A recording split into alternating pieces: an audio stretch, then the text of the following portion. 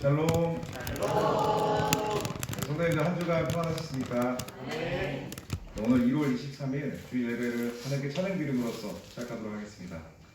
먼저 찬송가 19장입니다.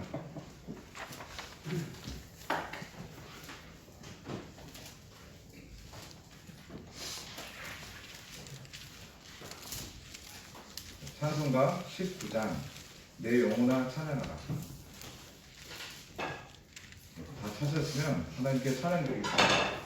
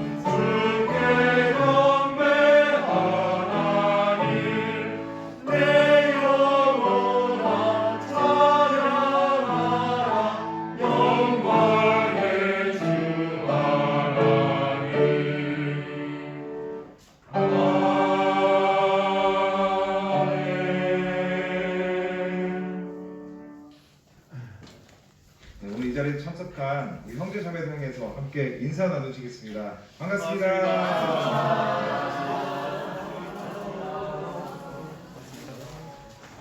네, 다음은 찬송가 83장입니다.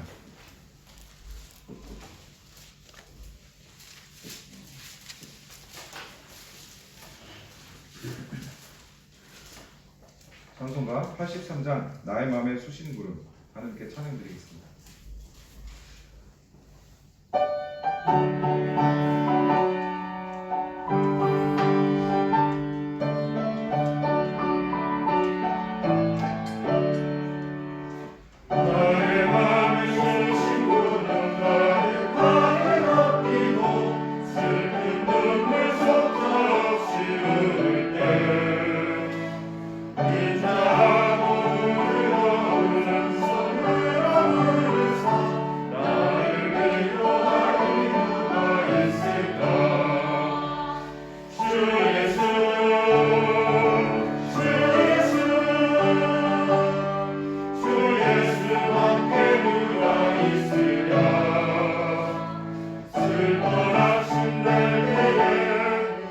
친구 대신 그 예수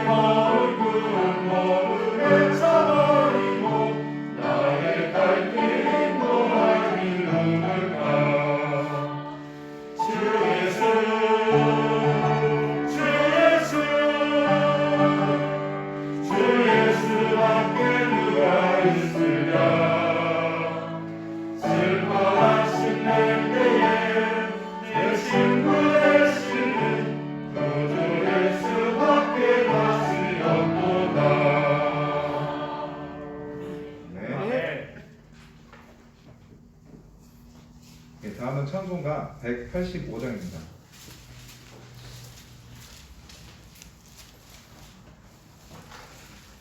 찬송가 185장 내 너를 위하여. 함께 읽습니다.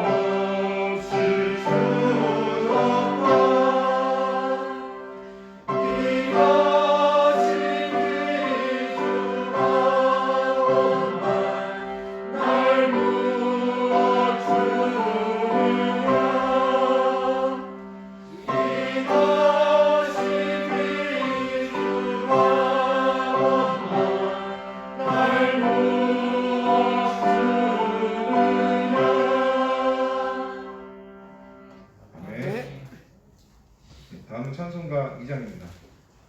함께 찬송가 2장 들으신 후에 오늘 기도와 말씀은 오승원 전도사께서 인도해 주시겠습니다. 찬송가 2장 성부, 성자, 성령께 함께 찬양 드리겠습니다.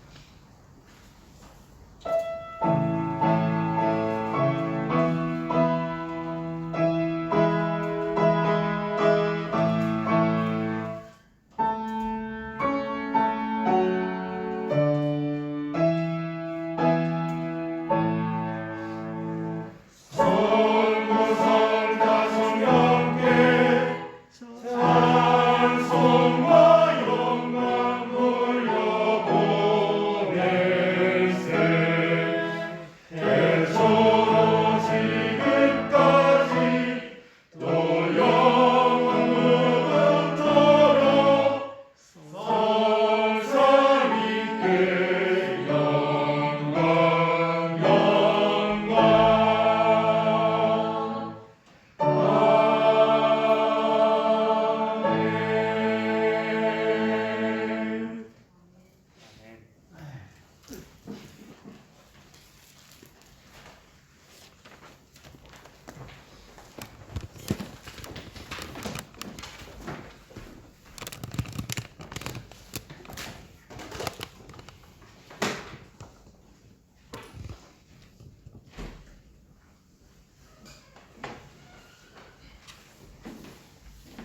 사랑하는 형제자매님들 먼저 인사드리겠습니다. 반갑습니다. 감사합니다.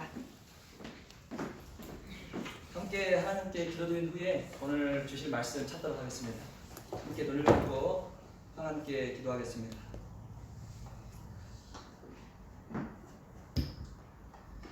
인자와 자비가 풍성하신 하나님 아버지, 이 시간에도 주님의 사랑하심을 입은 성도들의 마음을 이끄사 하나님을 찬미하는 이 예배 현장에 있게 하신 주님의 은혜를 기억하며 감사와 영광을 올려드립니다. 오늘 저희들은 참으로 혼미한 세상을 살아가고 있지만 그럼에도 흔들림 없이 이 신앙의 길을 걸어갈 수 있는 이유가 있다면 그것은 주님께서 주신 이 말씀이 저희 심령을 지도하시고 인도하시기 때문임을 믿습니다. 이 시간에도 사랑하는 성도들과 함께 주님의 완전하신 말씀을 바라볼 때에 이 험난한 세상 속에 고단하고 지쳐있던 저희들의 심령을 어루만져 주시고 주님의 능력으로 회복시켜 주시기를 간절히 소망합니다. 이 혼란한 세상 속에서도 저희들 육체의 남은 때를 어떻게 살아가야 할지 오늘 이 시간 밝히 분별할 수 있는 영의 눈을 열어주시고 바른 통찰력을 주시기를 간절히 소망합니다.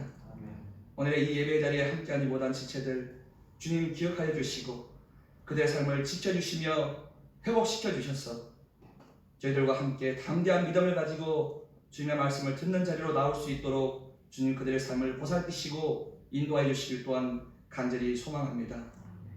이 시간 말씀을 맡아 이 강단에 선 부족한 자의 입술을 주님께서 지켜주시고 마땅히 성도들과 교통해야 할 합당한 말씀들로만 공급할 수 있도록 모든 순서를 주관해 주시기를 소망하고 은혜가 풍성하신 예수 그리스도의 이름으로 감사하며 기도드립니다. 아멘. 아멘.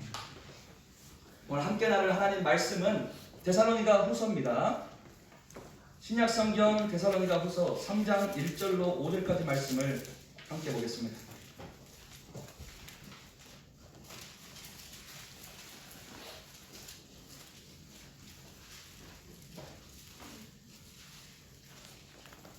신약 성경 데살로니가 후서 3장 1절로 5절, 신약 335쪽입니다. 1절로 5절까지 제가 한 절, 성도님들 한 절 교독해서 읽어 내려가겠습니다. 제가 먼저 읽습니다. 종말로 형제들아, 너희는 우리를 위하여 기도하기를 주의 말씀이 너희 가운데서와 같이 다름질하여 영광스럽게 되고 또한 우리를 위하고 악한 사람들에게서 건져주소서. 믿음은 모든 사람의 것이 아니니라. 주는 미쁘사 너희를 붙게 하시고 악한 자에게서 지키시리라. 너희에게 대하여는 우리의 명한 것을 너희가 행하고 또 행할 줄 우리가 주 안에서 확신하노니. 5절 한 목소리를 읽어 올립니다. 시작. 주께서 너희 마음을 인도하여 하나님의 사랑과 그리스도의 인내에 들어가게 하시기를 원하노라. 아멘. 아주 오랜만에 이제 데살로니가 후서로 넘어왔는데 데살로니가 후서 마지막 장에 이르렀습니다. 이 귀한 말씀 함께 나누면서 우리의 남은 생애가 하나님 안에서 어떤 길을 걸어야 할지 심령 안에 다시 한번 확인하시고 믿음으로 그 삶을 살아낼 수 있기를 소망합니다. 흔히들 우리가 인생을 이야기할 때 인생은 마라톤 경주에 비유하곤 합니다. 왜냐하면 어느 날 이 땅에 태어났는데 우리가 살아가는 모든 여정은 달려가야 할 삶이 있고 언젠가는 마침표를 찍어야 할 결승점이 있기 때문입니다. 그러한 측면에서 우리 성도님들은 내가 의도했던 의도하지 않았던 오늘날 이 땅을 살아가고 있고 인생의 어느 지점에서 열심히 달려가고 있습니다. 인생의 나이로 봤을 때는 어떤 분들은 한참 중반 지점을 열심히 달려가시는 분도 계실 것이고 또 어떤 분들은 이제 마지막 결승전 거의 앞에 이르는 분들도 계실 거예요. 인생의 나이로. 그러나 성경의 관점에서는 다릅니다. 성경은 우리가 어디까지 이르렀는지에 대해서 확신을 가지고 이야기하고 있지 않습니다. 이 믿음이라는 것은 자라난다고 표현하고 열심히 달린다고 표현하는데 내가 지금 어디에 이르렀는지 알 수 없어요. 왜냐하면 내 생명의 주권이 하나님께 있기 때문입니다. 오늘 내가 육신에 젊고 건강할지라도 하나님께서 나를 부르신다면 아멘으로 순종하고 떠나는 것이 우리 인생이에요. 그렇기 때문에 내가 인생의 마라톤 경주에서 어디에 이르렀는지 알 수는 없지만 내가 현재 달리고 있는 이 순간 하나님 앞에 선 것처럼 최선의 경주를 하면서 달려가야 하는 것입니다. 그래서 이 경주는 나이가 중요한 것이 아닙니다. 하나님께서 나에게 주신 한 생에 다시 없을 한 번의 마라톤, 이 경주가 후회함이 없어야 돼요. 오늘 이 순간 내 믿음의 경주는 결코 후회함이 없는 달리기가 되어야만 합니다. 그렇기 때문에 내가 무엇을 위해서 이 경주를 달려가야 하는가, 그것은 굉장히 중요한 거예요. 목적이 분명해야 합니다. 저는 이제 어렸을 때 마라톤을 여러 번 참여한 적이 있습니다. 본의 아니게 학교 선생님께서 같이 마라톤 하자 해가지고 이제 새벽같이 마라톤 훈련을 하고 했었어요. 성적이 좋은 편은 아니었습니다. 그런데 이제 건강을 위해서 달리기를 하는데, 이 마라톤이라는 것이요, 해보신 분들은 아시겠지만 생각보다 쉬운 것이 아닙니다. 달릴 때에 자기 스스로가 이 페이스 조절을 잘 못하면요, 호흡이 가빠지기도 하고 근육에 어떤 경련이 일어나기도 합니다. 또 열심히 달리다 보면은 잘 페이스 조절을 하면서 가더라도 발에 물집이 잡히면 갑자기 고통이 찾아오기도 해요. 굉장히 어려워요. 때로는 뜨거운 태양과 싸워야 하고, 때로는 이 경주하는 길이 평지가 아니라 오르막길이 있을 수가 있습니다. 이처럼 여러 가지 환경들을 극복하면서 달리는 것이 마라톤이에요. 그런데 우리 인생도 마라톤이라고 하는데 이와 같은 어려움이 왜 없겠습니까? 언제든지 내가 예기치 못한 어려움들이 내 삶 가운데 찾아온다는 것입니다. 그런데 마라톤도요, 나의 목표가 분명하고 뚜렷하면요, 어떠한 난관 앞에서도 결승점을 향해서 끝까지 달려갑니다. 발을 절뚝거리면서도 결승점으로 달려갑니다. 그리고 결과적으로는 골이 납니다. 그런데 분명한 결승점에 대한 목표가 없다면 작은 고통 가운데서 아이고 이번 마라톤 불렀다 라고 해버려요. 우리의 신앙의 여정도 똑같습니다. 내 인생에 닥쳐오는 작은 풍랑 앞에서 내 스스로가 견디지를 못하고 낙오해버릴 수도 있는 것입니다. 그래서 성경에 기록된 위대한 믿음의 선배들 가운데서도 끝까지 그 인생을 잘 사는 사람은 전체에서 3분의 1도 안 돼요. 그만큼 끝까지 믿음을 잘 경주해가는 것은 쉬운 게 아닌데, 끝까지 잘 달린 사람의 공통된 특징이 있습니다. 그건 뭐냐면 분명한 목표가 있다는 목표. 주님의 나라라는 분명한 목표가 있고, 그 목표가 너무나도 확고하기 때문에 중간에 닥쳐오는 어떠한 풍파도 나의 그 목표를 흔들리게 할 수가 없는 것입니다. 계속해서 달려가는 거예요. 그렇다면 우리 신앙의 여정에서, 나의 인생에서 가장 분명히 할 목표가 있고 내가 소중하게 붙들어야 할 것이 있다면 그것은 무엇이겠습니까? 성경은 그것을 복음이라고 이야기합니다. 나의 모든 것을 걸어도 아깝지 않을 것 하나가 있다면 그것은 복음이라고 하나님 말씀이 이야기하고 있습니다. 복음에는 생명이 있어요. 복음에는 구원의 능력이 있습니다. 하나님의 역사하심이 있습니다. 그 복음 하나로 만족할 수 있어요, 우리 생애가. 그렇기 때문에 삶의 많은 풍파 가운데서도 내가 복음 하나를 붙들고 달려간다면 결과적으로는 끝까지 하나님께서 나의 이 인생의 마라톤을 잘 완주할 수 있도록 도와주신다는 거예요. 우리 믿음의 선배 사도 바울은 그것을 굉장히 잘 알고 있었습니다. 그래서 우리가 사도행전 20장 24절을 보시면은 바울은 스스로가 이렇게 고백합니다. 나의 달려갈 길과 주 예수께 받은 사명, 곧 하나님의 은혜의 복음을 증거하는 일을 마치려 하면은 나의 생명을 조금도 귀한 것으로 여기지 아니하노라 하고 스스로 간증해요.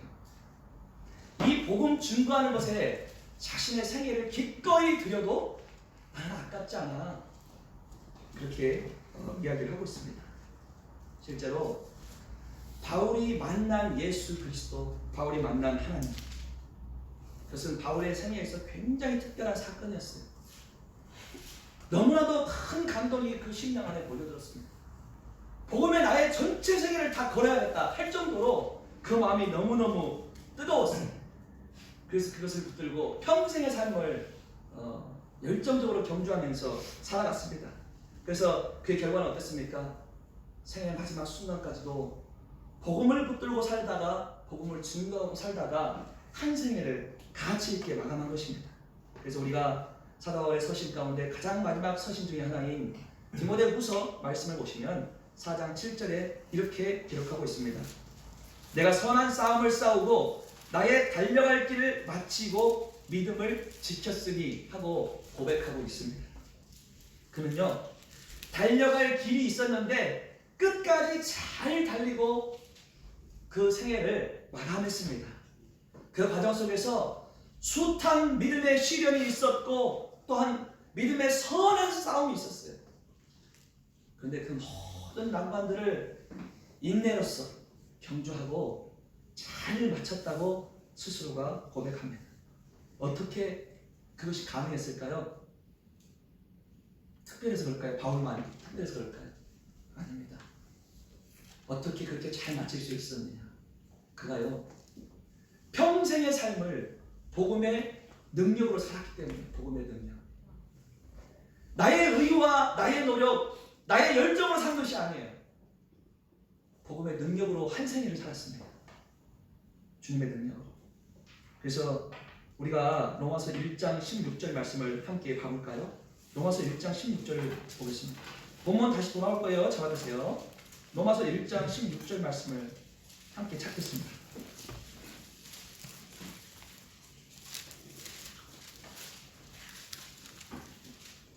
신약 로마서 1장 16절 239쪽이죠. 16절을 한 목소리로 읽겠습니다. 16절 시작. 내가 복음을 부끄러워하지 아니하노니 이 복음은 모든 믿는 자에게 구원을 주시는 하나님의 능력이 됩니다. 아멘. 여기까지 읽겠습니다. 보세요. 내가 복음을 부끄러워하지 않는다. 이 복음은 모든 믿는 자에게 구원을 주시는 뭐가 된다고 했습니까? 하나님의 능력이 된다. 그렇습니다. 복음은 하나님의 능력이 나오는 통로입니다. 우리가요, 한 생애를 복음으로 살면 하나님의 능력으로 산다는 말이에요. 다시 말해서 내 능력으로 사는 것이 아니고 하나님 능력으로 한 생애를 살아갈 수가 있는 것입니다. 그래서 우리 성도의 삶을 가장 가치 있게 만드는 것이 무엇이냐? 그것은 하나님의 능력입니다. 복음이. 이 복음이 나의 삶과 함께 가야 돼요. 함께 같이 가는 것입니다. 복음이라는 것이 단지 내가 예수 그리스도를 마음에 받아들일 때, 믿음으로 고백했을 때 그때만 복음이 필요한 것이 아닙니다. 그건 출발점이에요. 평생의 나의 모든 믿음의 경주가요, 복음과 함께 가는 거예요. 복음과 함께 열심히 달려가는 것을 의미합니다. 그러한 측면에서 우리가 이 한 생을 어떻게 살아가야 되냐, 거기에 대해서 물음표를 던진다면 복음의 능력으로 살아가야 한다. 그렇게 정리할 수가 있는 것입니다. 오늘 본문은 감사하게도 우리가 그 인생의 참된 가치를 발견할 수 있는 귀한 본문으로 채워져 있습니다. 그래서 실제 이 본문 말씀을 보시면 사도 바울이 데살로니가 교회 성도들에게 요청했던 기도의 내용을 담고 있는데, 이 말씀을 면밀히 검토해보고 분석해보면 우리가 한 생을 어떻게 살아야 하는지를 다시금 우리 마음 가운데 되새김질하고, 이렇게 살아야 하는구나 결단할 수 있는 귀한 말씀이 될 수 있어요. 다시 본문으로 돌아가 볼게요. 본문 돌아와서 3장 1절 말씀을 다시 한 목소리 읽어보겠습니다. 1절 말씀 함께 읽습니다. 시작. 정말로 형제들아, 너희는 우리를 위하여 기도하기를 주의 말씀이 너희 가운데서와 같이 다름질하여 영광스럽게 되고. 아멘. 여기 지금 주의 말씀이 너희 가운데서와 같이 다름질한다고 표현하죠. 잘 얘기한다. 말씀이. 근데 이 말씀이 어떤 말씀이냐? 바로 생명의 말씀, 복음의 말씀을 의미합니다. 다른 표현을 하면요, 주의 복음이 너희 가운데서와 같이 다름질하여, 그 말이에요. 복음은요, 거듭날 때만 필요한 것이 아니에요. 여전히 달려가는 것입니다. 복음은 우리와 함께 달려가는 거예요. 함께. 그런데 이 1절 시작하면서 종말로 하고 기록하죠. 이 종말로라는 표현은 다들 아실 거예요. 끝으로 하는 표현, 끝으로. 그러니까 마지막 당부죠. 사도 바울이 당부를 하면서 기도를 하는 내용이 뭐냐면 끝으로 사랑하는 형제 자매들에게 부탁할 것이 있습니다 하고 이 이야기를 하는 거예요. 그것이 무엇이냐면은 주님의 이 귀한 말씀이 지금 여러분들 가운데서 열심히 다름질해가지고 영광스럽게 된 것처럼 이 복음이 동일하게 우리 가운데서도 역사해서 우리가 복음을 전하는 모든 곳에서 열심히 경주해서 하나님의 영광을 드러낼 수 있기를 함께 기도해 주십시오 하고 1절이 저렇게 부탁을 하고 있는 거예요. 지금 여기 다름질하여라는 표현이 등장합니다. 이 다름질한다는 표현은요, 헬라어로 트레코라고 합니다. 트레코. 이 트레코가 이제 고대 이제 마라톤 경주를 할 때 경주하는 것을 일컬어서 트레코라고 불렀어요. 마라톤 경주 트레코. 그래서 오늘날 이 표현이 어떻게 쓰이냐면은 트랙이라는 표현으로 이렇게 바뀌어가지고 지금 쓰이고 있습니다. 트랙. 그러니까 원래 오늘날에 있는 이 트랙이라는 영어 단어가 헬라어 트레코에서 나오는 거예요. 이게 달려가야 한다는 것이. 복음이 달려간다고 사도 바울이 표현하고 있어요. 그런데 그냥 달려간다고 표현하고 있지 않습니다. 너희 가운데서와 같이 다름질하여 결과를 이야기하고 있어요. 그냥 달리는 것이 아닙니다. 맹목적인 달리기가 아니에요. 목표 없는 달리기가 아닙니다. 분명한 목표가 있어요. 마침표가 적어져 있습니다. 그게 뭡니까? 영광스럽게 되고. 그렇습니다. 우리의 달리기는요, 향방 없는 달리기가 아닙니다. 분명한 뚜렷한 방향이 있어요.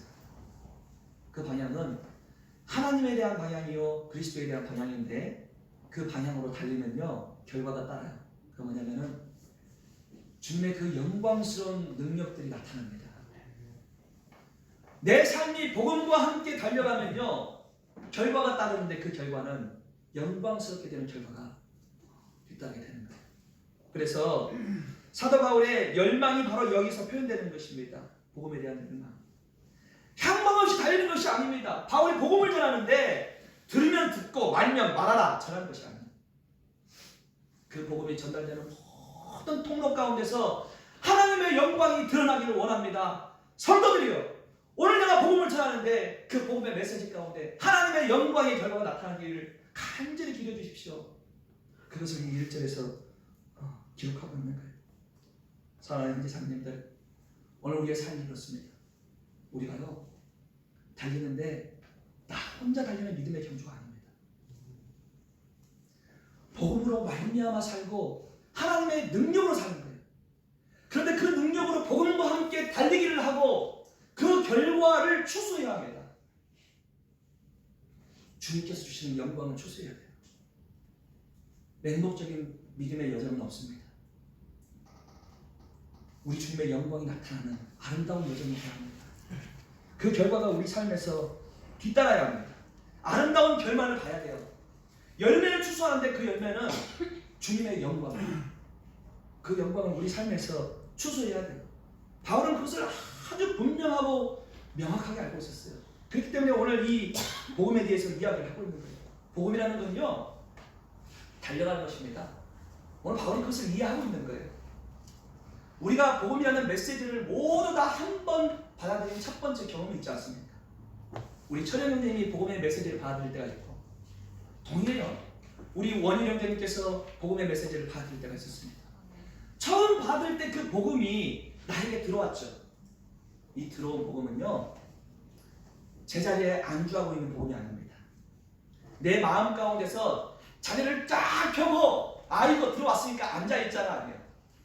복음은 달려가기를 원합니다. 나에게서 머무는 복음이 아니고요 달려가는 복음이에요. 달려가는 복음. 내 안에서만 갇혀져 있는 복음이 아닙니다. 나를 통해서 이제 시작되는 복음이에요. 달리면서 주변에 있는 수많은 사람들에게 이 달려가는 복음들을 전달해 주는 거예요. 전달해 주는 거예요. 그래서 사도행전 1장 8절에 기록하기를 오직 성령이 너희에게 임하시면 너희가 권능을 받고 예루살렘과 온 유대와 사마리아와 땅 끝까지 이르러 내 증인이 되리라.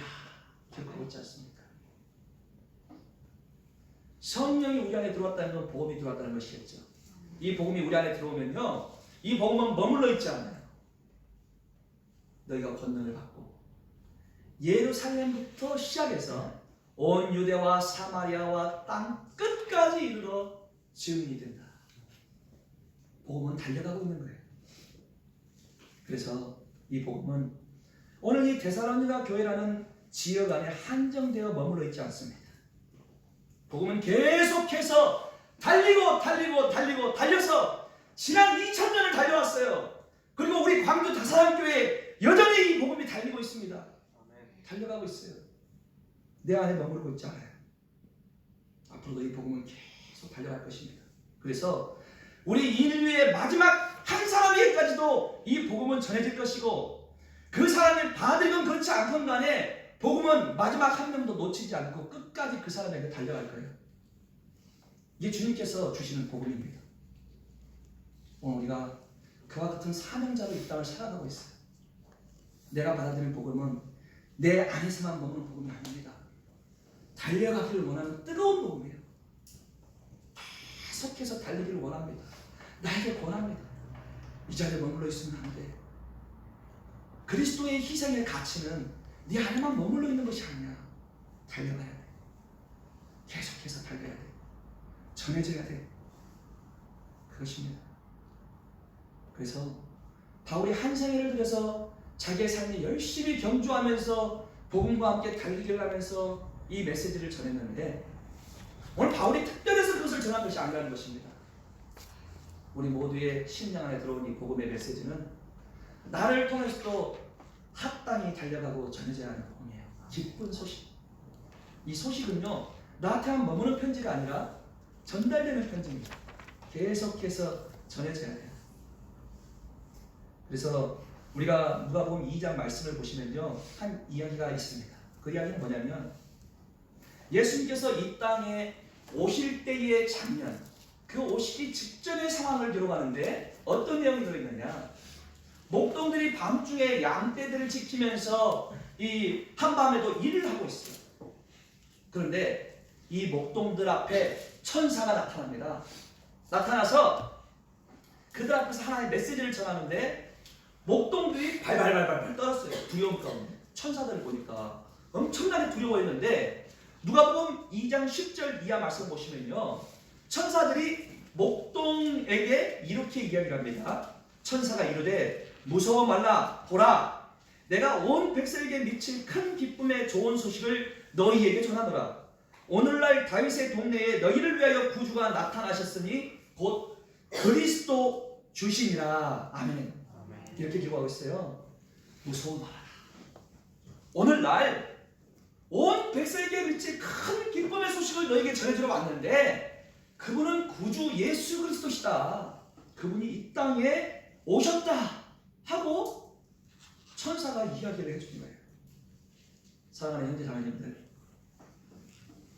지금 이 천사는요, 그 지역에 있는 관리들에게 임한 것이 아닙니다.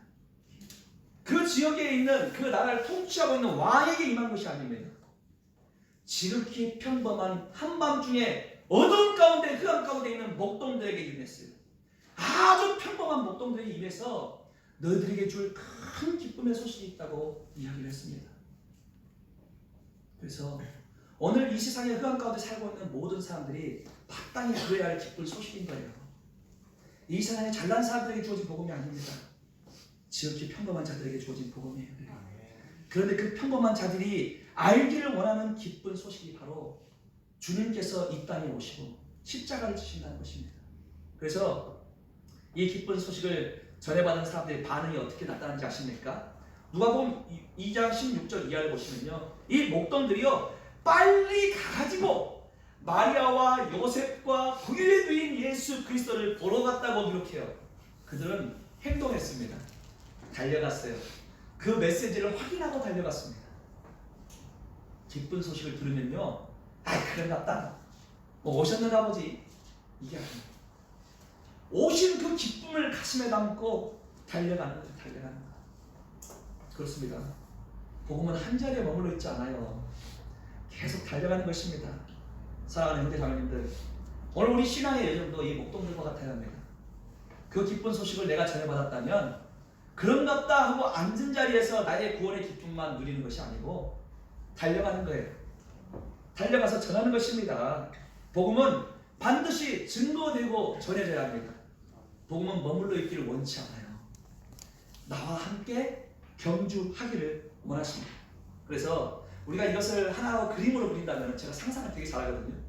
하나의 그림으로 그린다면 말 그대로 우리가 경주하고 달리기를 하는데 그냥 달리기가 아니고 성화 봉송자가 되어야 돼요. 우리가 올림픽을 시작할 때 되면은 성화 봉송이 있지 않습니까? 성화 봉송을 할 때 사람들이 달리기를 해서 가지만 한 손에 뭘 들고 있어요? 이 횃불을 들고 있지 않습니까? 불. 바로 이 복음의 불길을 내가 들고 달려가가지고 다음 주자에게 붙여주는 거예요. 이 복음의 메시지는요, 내가 달려가서 다음 사람에게 전해줘야 할 불길입니다. 이걸 전해주는 거예요. 내가 달리다가 불길을 꺼뜨려버릴 수도 있고, 에이, 안 전해줘요. 내가 마지막 주자가 되고 싶어. 이런 마음을 가지면 되겠어요? 안 되겠어요? 안 돼요. 그 주님이 원하시는 방향이 아닙니다. 전달을 해줘야 돼요. 엄청난 사명이죠. 그래서 우리가 거듭난 성도들로 구성된 이 교회인데, 내가 받은 구원의 복음이 되게 평범해 보일 수 있지만 그렇지 않아요. 어마어마한 사명이 내 안에 심겨져 있는 것입니다. 내가 성화봉송 주자가 되어 있는 거예요. 그래서 이 불길을 들고 달려가는 것입니다. 아주 평범한 성도가 아니고요, 하나님께서 복음의 불길을 주신 아주 특별한 사명자입니다. 우리 모두가 그 사명자로서 함께 달려가는 거예요. 그러면서 이 불길을 내가 만나는 사람들에게 전달해주고 예수 그리스도를 통해 오신 이 구원의 복음이 얼마나 아름답고 위대하고 강력하고 나의 모든 죄를 얼마나 완전히 희게 하시는 복음인가, 이것을 전해주는 것이에요. 받는 모든 사람마다 그 불길을 받는 순간 어두웠던 심령이 밝아지고 인생을 묶고 있던 죄의 사슬이 풀어지고 완전한 자유의 해방감과 참된 평강이 누려지게 되는 것입니다. 그 주자로서 우리 모두가 한 생애를 달려가고 있다는 것, 얼마나 뜨겁습니까? 이 마음을 내가 가지고 있는 거예요. 그렇다면 우리가 이 복음의 횃불을 두고 어떻게 하면 열심히 경주할 수 있을까? 어떻게 하면 내가 이 복음의 성화 봉송자로서 잘 달려서 다음 사람들에게 전해주는 합당한 사명자가 될 수 있을까? 그것에 대해서 오늘 본문이 우리에게 교훈을 하고 있습니다. 하나님의 기쁨이 되는 아름다운 복음의 전파자여, 또한 복음과 함께 열심히 경주하는 하나님의 사랑하심을 입은 성도로 살기 위해서는 어떻게 해야 할까? 그것을 오늘 세 가지 측면에서 성도님들과 나누고 싶습니다. 첫 번째가 뭐냐면은 바로 우리에게는 믿음이 분명해야 한다는 것입니다. 우리가 이 복음이 누군가에게 잘 흘러가게 하기 위해서, 또 내가 복음과 함께 잘 달리기 위해서는요, 믿음이 필요해요. 근데 믿음이 그냥 믿음이 아니고 확실한 믿음이 필요합니다. 확실한 믿음. 내 심령 안에서 분명하고 확고한 완전한 믿음이 필요해요. 그래서 우리가 본문 2절 말씀 보시면 2절 한 목소리 읽어보겠습니다. 2절 함께 읽습니다. 시작. 또한 우리를 무리하고 악한 사람들에게서 건지옵소서 하라. 믿음은 모든 사람의 것이 아닙니다. 네. 자, 2절 말씀 보시면요, 바울이 지금 기도 요청을 1절부터 하고 있는데 성도들에게 기도 부탁을 하면서 2절에는요 이 성도들 가운데 있는 하나의 문제점을 분명히 뭐라고 지적하고 있어요. 이 문제가 발생할 수 있다, 주의해라 하면서 2절 말씀을 기록하고 있는데, 그게 뭐냐면 또한 우리를 무리하고 악한 사람들에게서 건지옵소서 하라. 믿음은 모든 사람의 것이 아닙니다 하고 기록하죠. 여기 무리하고 악한 사람들 하는 표현, 이 표현은요 데살로니가 교회 성도들을 둘러싸고 있던, 또 사도 바울의 선교 일행을 둘러싸고 있던 악한 사람들을 이야기하고 있어요. 그런데 분명한 것은 이 사람들이 교회에 박혀나 있는 사람들은 확실히 아니라는 거예요. 교회 안에도 이와 같은 사람들이 있는 거예요. 그래서 이 교회를 둘러싸고 있는 아주 무리하고 악한 사람들이 있는데, 그 사람들이 우리들 가운데 섞여 있는데 그들에게서 건짐을 받기를 항상 기도해야 한다 하고 기록하고 있어요. 왜 그러냐? 지금 세상에 있는 평범한 사람들이 아니라고 하는 이유가 뭐냐면 이 2절 후반부를 보면 알 수가 있죠. 건지옵소서 하라 하면서 그 다음 말씀 보시니까 믿음은 모든 사람의 것이 아님이라 하고 기록하고 있습니다. 자, 지금 이 메시지를 던지는 이유가 뭐냐면요, 무리하고 악한 사람들이라고 해당되는 이 사람들은요, 한 번도 복음을 안 들어본 사람들이 아니라는 거예요. 복음의 메시지를 들어봤던 사람들. 너는 교회를 오랫동안 다닌 사람일 수 있고 교회에서 열심히 살던 사람일 수도 있어요. 그런데 복음의 분명한 메시지를 깨닫지 못한, 믿음 안으로 들어오지 못한 사람일 수 있습니다. 그렇기 때문에 바울이 이야기하기를 믿음은 모든 사람의 것이 아니야. 똑같이 복음의 메시지를 듣는다 할지라도 모두가 다 믿음을 갖고 주님을 마음 가운데 모셔드리는 사람들은 아니야. 이렇게 이야기를 하고 있는 거예요. 그래서 사실 사도 바울도 이 데살로니가 지역에 가서 복음을 전했을 때 정말 많은 사람들이 거듭났습니다. 이 교회가요, 극히 짧은 시간 안에 엄청난 숫자가 구원을 받아가지고 아주 데살로니가 교회가 뜨겁게 교회가 세워졌어요. 근데 모두가 다 이 메시지를 듣고 구원받았느냐? 그렇지는 않습니다. 그와 동시에 많은 사람들이 거듭나긴 했지만 그 반대편에서 더 많은 극악무도한 복음의 방해자들이 생겨났어요. 그런 사람들이 있었어요. 그 사람들이 얼마나 지독했는지 바울 일행을 추적해가지고 바울이 도망갔지 않습니까? 그런데 지금 이 믿음은 모든 사람의 것이 아니니라 하는 이 말씀 안에 모든 것들이 들어가 있는 거예요. 복음의 메시지를 전해받은 사람들 중에는요, 더러는 건성건성 듣는 사람들도 있습니다. 더러는 지식적으로만 받아들인 사람들도 있어요. 이론으로만. 어떤 사람들은 면밀히 분석해가지고 따지려고 치밀하게 따지기 위해서 그 복음의 메시지를 듣는 사람들도 있었습니다. 그래서요, 실제로 이 복음의 말씀을 우리가 전한다 할지라도 전부 다 거듭나는 건 아니죠. 그 가운데서는 한기로 흘리는 분들도 있고 불쾌하게 생각하고 떠나는 사람들도 있습니다. 실제로 오늘날 이 세상을 보시면은 그게 더 뚜렷이 나타나고 있어요. 우리가 이제 소위 말하는 그 안티 기독교라고 하죠. 안티 기독교. 아주 교회 다니는 사람들 싫어하는 사람들 있지 않습니까? 근데 이제 우리나라도 오래전부터 이 안티 기독교라는 사람들이 있어가지고 인터넷상에서 활동을 했어요. 교회 다니는 사람들을 비판하고 복음을 전하려고 하는 사람들을 막 저주하는 아주 악한 말들을 써놓는 사람들. 근데 그 사람들이 누군가 해가지고 알아보니까 깜짝 놀랄 결과를 얻게 된 거예요. 그게 뭐냐? 그 가운데서 악하고 악한 사람이 누구였냐면은 알고 보니까 과거에 신학교를 다녔던 신학생들, 목회를 했던 목사들이 굉장히 많다는 거예요. 얼마나 놀랄 일입니까? 과거에 이 교회 가운데 함께 했던 사람들 가운데서 아주 악한 안티 기독교가 된 사람들이 되게 많다는 거예요. 그래서 실제로 유명한 성경학자였던 윌리엄 핸드릭스라는 사람은 이런 말을 했습니다. 믿음의 결연은 복음에 대한 적대적인 태도를 취하게 할 수 있다. 이런 표현을 했어요. 뭐냐면은 복음의 메시지가 전해진다 할지라도요, 완전한 믿음으로 그것을 받아들이지 못한다면 오히려 복음을 적대시하는 사람이 되어버릴 수가 있어요. 우리가 이론으로 받아들이거나 이 메시지를 진정한 믿음으로 받아들이지 않는다면 복음의 완벽한 반대편에 서가지고 복음의 메시지가 전해지지 않도록 방해하는 사람이 될 수가 있다는 것입니다.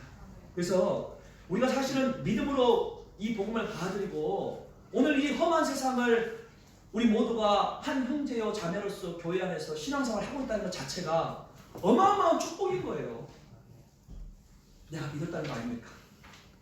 순수하게 내 10년 안에 받았다는 거 아니에요. 얼마나 감사해요. 실제로 저는 1996년도에 거듭났는데 그 당시가 이제 중학교 1학년 나이인데 되게 따지기를 좋아했습니다. 왜 따지기를 좋아했느냐? 저는 그 전에 다른 교회를 다니고 있었어요.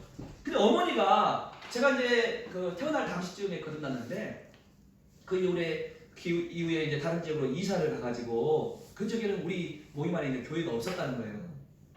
그래서 이제 저하고 같이 그 집 근처에 있는 교회를 다녔었는데 다시 또 이사를 가면서 이제 우리 모임 안에 있는 교회가 있는 지역으로 이사를 가게 된 것입니다. 그래서 성도들하고 연결이 돼서 다시 그래 거듭난 분이서 신앙생활 해야 돼. 어머니가 그쪽 갔어요. 근데 저는 그게 그렇게 불쾌한 거예요. 이 교회를 한순간에 바꾼 것이. 그래서 불쾌했는데 제가 다니던 그 교회 목사님께서 그 교회를 절대 보내면 안 된다, 그런 얘기를 했어요.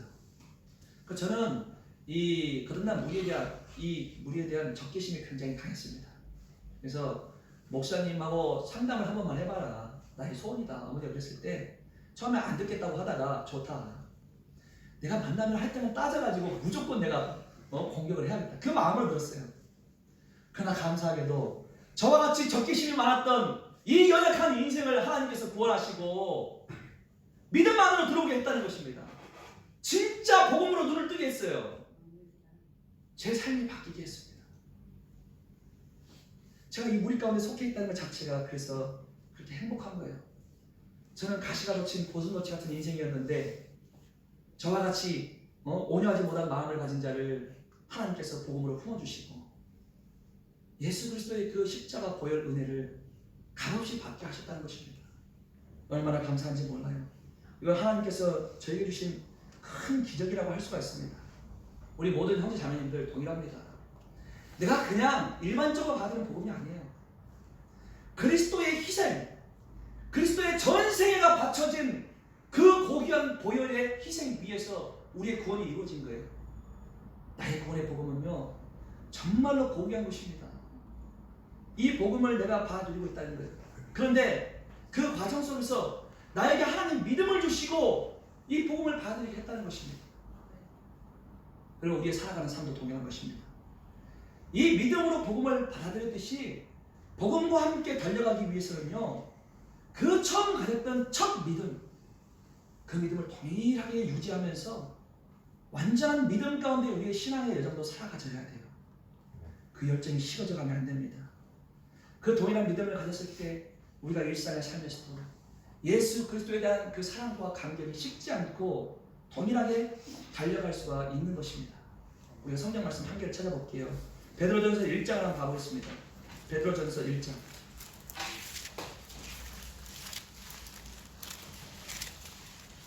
다시 본문 잡아주시고 베드로전서 1장 8절로 9절 봐보세요.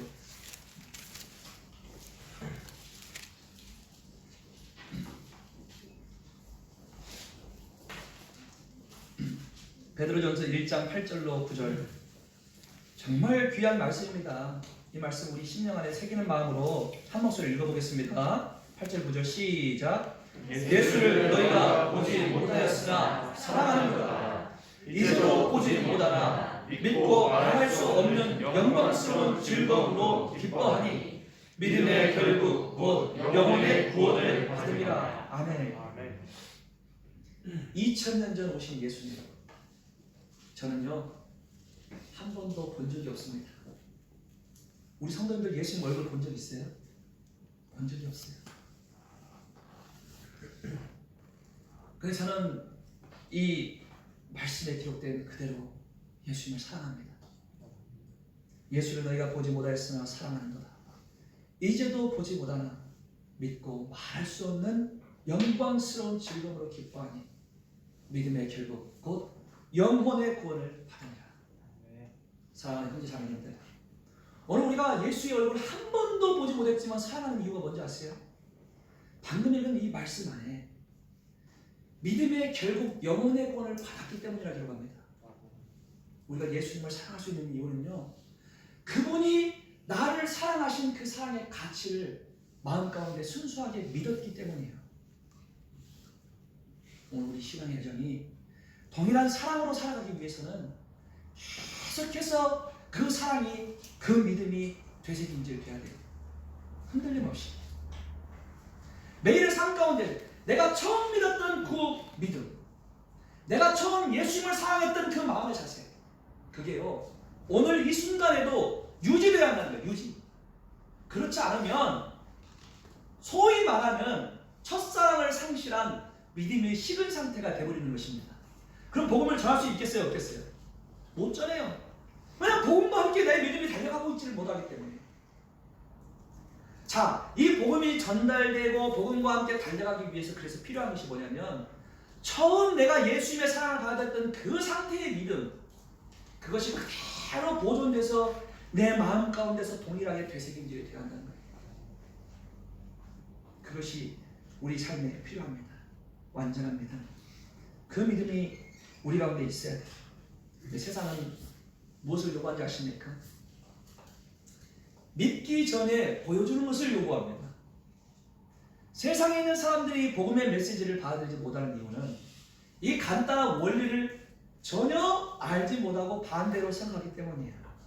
실제로 세상의 논리는요, 눈에 보이는 것을 믿는 세상입니다. 내 눈앞에 보여도 그걸 믿을 게 그거예요. 야, 내가 볼 수 있게 한번 보여줘봐. 증거를 보여줘봐. 보여주면 믿을게. 그 논리대로 우리가 신앙의 여정 살아가면 절대 복음의 능력을 살 수 없어요. 성경은 반대로 이야기합니다. 믿으면 내가 보지 못했던 것을 보게 됩니다. 내가 보지 못했던 진짜 세계를 눈을 뜨고 보게 되는 거예요. 믿으면 보게 되는데 보지 않고 보여주면 믿을게 하면 말이 안 되는 것입니다. 우리 신앙의 여정이요, 계속해서 하나님께서 나에게 이렇게 해주면 믿을게요, 이렇게 해주면 따라갈게요, 이렇게 하면 복음 전할게요, 천만의 말씀, 그런 건 없어요. 내가 믿음으로 행동할 때 진짜가 보이고 진짜가 실천적으로 드러납니다. 우리가 믿을 때 그랬던 것처럼 우리의 신앙도 똑같다는 거예요. 세상의 논리를 따라 살면 안 됩니다. 아니, 그 논리대로라면요, 세상에서는 정말 모든 사람에게 주시는 복음이 아닐 수가 있어요. 우리가 이 성경 말씀 요한복음 9장을 보시면 날 때부터 소경된 사람의 이야기가 펼쳐지고 있습니다. 이 소경은요, 날 때부터 소경이라고 들어가고 있어요. 성도님들, 날 때부터 소경이면 태어났을 때 우리가 눈을 뜨고 보고 있는 이 세상을 한 번이라도 본 적이 있습니까? 없습니까? 없어요. 날 때부터 소경인 자는 마이크가 어떻게 생겼는지를 모르고 성경책이 어떻게 생겼는지를 모릅니다. 내 앞에 있는 사람 얼굴이 어떻게 생겼는지를 몰라요. 그럼 그런 자들에게 보여주면 너에게 보여줄 테니까 믿어, 이렇게 해보세요. 그것처럼 암울한 상황이 있겠어요? 앞을 보지 못하는 그 사람에게 야, 내가 보여줄 건데 이 보여주는 거 반드시 믿어야 돼, 이러면은 그 사람 얼마나 암울하겠습니까? 나는 볼 수가 없는 자인데 보여준 걸 믿으라니. 그런데요, 성경이 이야기하기를 우리는 이 땅을 영적 소경이 돼서 태어났다고 이야기하고 있습니다. 영적 소경. 우리는요, 태어날 때부터 이미 영적인 장님이에요. 장님. 앞을 보지 못하는 사람들. 그러한 자들에게 하나님께서는요, 보여주는 증거를 통해서 믿으라 말하지 않고 단지 예수 그리스도만 마음에 받으면 구원을 주신다고 이야기하셨어요. 그 받아들이는 과정이 믿음입니다. 얼마나 간단합니까? 날 때부터 소경인 우리들, 한 번도 앞을 보지 못하는 날 때부터 죄로 가득 찬 우리들에게 단지 믿음 하나만 요구하신 거예요. 보는 것을 요구하지 않는다는 것입니다. 보는 것을. 얼마나 감사한지 몰라요. 예수님께서 나를 위해서 하신 일을 그 현장에서 눈을 뜨고 보지 못했다 할지라도 오늘 2000년이 지난 이 시간에 예수님께서 하신 일을 마음에 받은 믿음만 가지고 구원을 주신다니 얼마나 감사해요. 내가 그 현장에 없었음에도 불구하고 감사한 일입니다. 그래서 이 앞을 보지 못했던 이 소경이 눈을 뜨고 가장 먼저 마음 가운데 받았던 그 예수님을 전하기 위해서 행동하는 삶으로 나아갑니다. 이 소경이 눈을 뜨고 예수님께서 하신 일이 어떤 일인지를 동네에 들어가서 사람들에게 전하게 됩니다. 사랑하는 형제 자매님들, 우리는 영적 소경으로 태어난 우리들인데 믿음 하나로 예수를 사랑할 수 있게 되고 그분을 마음에 받으셨습니다. 그러면은 눈이 띄었는데 앉은 자리에 그대로 있을까요? 아니요. 우리도 이 눈을 뜬 소경과 같이 동네를 돌아다니면서 아직도 영적 소경 가운데 있는 자들을 향해서 입술을 열어야 돼요. 나에게 임한 이 기쁨의 소식을 전할 수가 있어야 합니다. 그러기 위해서 어떻게 하겠어요? 내 안에 그 주님을 향한 감사와 감격이 여전히 작용해야 돼요. 그 믿음이 여전히 살아있어야 합니다. 살아있지 않으면요, 입을 뗄 수가 없습니다. 내가 이 복음의 뜨거운 열정으로 감격하지 않으면요, 복음을 못 전해요. 왜 못 전하냐면 내가 이 믿음에 대한 감격이 사그라들기 때문에 복음을 못 전하는 거예요. 입술을 못 열어요. 그러니까 우리에게 가장 필요한 것은요, 가장 처음 내가 믿었을 때의 그 믿음을 되새김질하는 것이 필요합니다. 복음과 함께 달리기를 해가려면 내가 맨 처음 우리 주님을 마음 가운데 받았을 때의 그 믿음, 그때의 그 살아있는 감격, 그 감동, 그 감사, 그것이 내 마음 가운데서 다시 한번 되새김질이 돼야 돼요. 그 믿음이 우리에게 필요합니다. 두 번째로, 우리가 복음과 함께 달리기를 잘 하기 위해서는요, 나와 함께 달리는 동반자가 누군지를 확인해야 돼요. 나와 함께 달리는 동반자. 자, 이 믿음의 여정은요, 깜짝 놀랄 소식인데 나 혼자 달리는 것이 아닙니다. 아닙니다. 혼자 달리는 믿음의 여정이 아닙니다. 얼마나 감사합니까? 아니, 마라톤을 하는데 외롭게 혼자 가지 않고 나와 동반자가 되는, 나와 동행자가 되는 어떤 한 분이 함께 가신다는 것입니다. 그분이 누굴까요? 네. 3절로 한번 가볼게요. 본문 3절로 한번 가보겠습니다. 3절에 그분을 소개하고 있어요. 본문 3절에 데살로니가후서 3장 3절 말씀 큰 소리로 같이 읽습니다. 시작. 주는 믿으사 너희를 굳게 하시고 악한 자에게서 지키시리라. 아멘. 자, 우리와 함께 가는 그분을 소개하고 있습니다. 주는 믿으사 너희를 굳게 하시고 악한 자에게서 지키시리라. 이 말씀 보시면 2절하고 너무나도 극명하게 갈리는 대비되는 내용이에요. 2절에서는 어떻게 기도합니까? 무리하고 악한 사람들에게 건진받기를 기도하죠. 3절에 가지고는요, 우리를 지키시는 그분을 소개하고 있습니다. 3절에 주는 믿으사 너희를 굳게 하시고 악한 자에게서 지키시리라. 이 주님께서는요, 결코 우리를 실망시키는 주님이 아니십니다. 힘이 없는 무기력한 주님이 아니십니다. 아주 강력하신 분이에요. 우리를 굳게 하시는 분, 우리를 어떤 악에서도 지키시는 분, 그분을 주님이시라고 표현하고 있습니다. 그런데 그 주님이요, 어떤 주님이시냐? 주는 그 다음 뭐라고 기록하죠? 주는 무슨 사? 미쁘사. 미쁘사가 뭔지 아세요? 미쁘사, 변함이 없다는 것입니다. 확실한 신뢰의 대상, 결코 변함이 없으신 주님, 그 주님이 나의 주님이십니다. 한 번 잡은 손을 결코 놓지 않는 주님, 한 번 택하신 사람을 끝까지 책임지시는 주님, 끝까지 함께 가시는 주님, 끝까지 지키시는 주님, 끝까지 우리의 믿음을 굳게 세워가시는 주님, 그 주님, 나의 주님이십니다. 나의 주님. 아멘. 우리 성도님의 주님이세요. 주는 미쁘사하고 표현하고 있습니다. 사랑하는 형제 자매님들, 우리가 이 인생길을 살아가다 보면요, 때로는 좋은 사람 만날 수 있습니다. 내가 인생을 살아가면서도 이렇게 귀한 사람 만날 수 있구나. 좋은 사람을 만나서 누군가는 인생의 동반자가 되기도 하고, 힘들고 괴로울 때마다 든든한 위로자가 되는 나의 친구가 되기도 하죠. 그런 사람을 우리가 생활 살아가면서 만날 수 있습니다. 사람 가운데. 그런데 사람은요, 미쁘사가 적용이 안 되는 존재예요. 때로는 나에게 둘도 없는 친구가 나를 배신하고 떠나가 버릴 수가 있고, 나와 평생을 함께하기로 100년 가약을 맺은 나의 배우자가 나와 등을 돌리고 이혼을 하게 되는 경우가 있습니다. 사람에게는 미쁘사가 적용되지 않습니다. 사람은 언제든지 고난을 만나면 흔들릴 수가 있고, 이 믿음의 여정 가운데서, 또는 인생의 길 가운데서 나와 함께 가기로 작정했던 그 사람이 나의 적이 될 수도 있어요. 그런데 결코 변함없으신 분 한 분이 있다는 것입니다. 주님은요, 밑부사가 완벽하게 적용되는 주님이세요.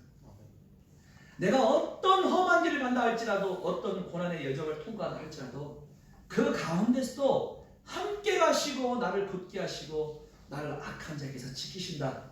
오늘 본문에 기록하고 있습니다. 결코 변함이 없으세요. 그분이요, 내가 믿음의 여정을 열심히 경주하는데 내 옆에서 함께 가신다는 것입니다. 이 얼마나 위안이 되는 말씀입니까? 나와 함께 가시는 주님이 계신다는데. 그런데 이 주님께서 한 번 택하시면 끝까지 같이 가신다는 것을 성경 곳곳에서 이야기를 하고 있어요. 우리가 히브리서 6장 17절 말씀 보시면 하나님은 약속을 기업으로 받는 자들에게 그 뜻이 변치 아니함을 충분히 나타내시려고 그 일에 맹세로서 보증하셨다고 기록하고 있습니다. 하나님 뜻이 변함이 없으세요. 한결같으세요. 또한 그 이하를 읽어보면요, 이는 하나님이 거짓말을 하실 수 없는 이 두 가지 변치 못할 사실을 인하여 앞에 있는 소망을 얻게 하려고 피하여 가는 우리로 큰 안위를 받게 하려 하시니라. 그러고 그 뒤에 귀한 말씀을 하나 더 붙여주십니다. 그 말씀이 뭐냐면, 우리가 이 소망이 있는 것은 영혼의 닭 같아서 튼튼하고 견고하여 휘장 안으로 들어간다 하고 기록하고 있어요. 우리는 배를 타고 가고 있습니다. 엄청나게 큰 배예요. 그런데 그 배에 닻이 있는데 그 닻이요, 기가 막히게 튼튼하고 견고해요. 그래서 바람을 한번 만나면 엄청나게 빠른 속도로 직진을 합니다. 어디를 향해 직진하느냐? 휘장 안으로 직진해요. 휘장 안으로. 이 배가 휘장은 아무나 들어갈 수 있는 곳이 아닙니다. 휘장 앞에 있는 이 휘장 자체가 어떻게 생겼습니까? 이 휘장 굵기가요, 굵기가 사람 손으로도 잡기도 힘든 굵기예요. 이 휘장이 아무나 찢을 수도 없는 굵기입니다. 휘장을 가르고 들어가 버려요. 그 안에는 누가 계셔요?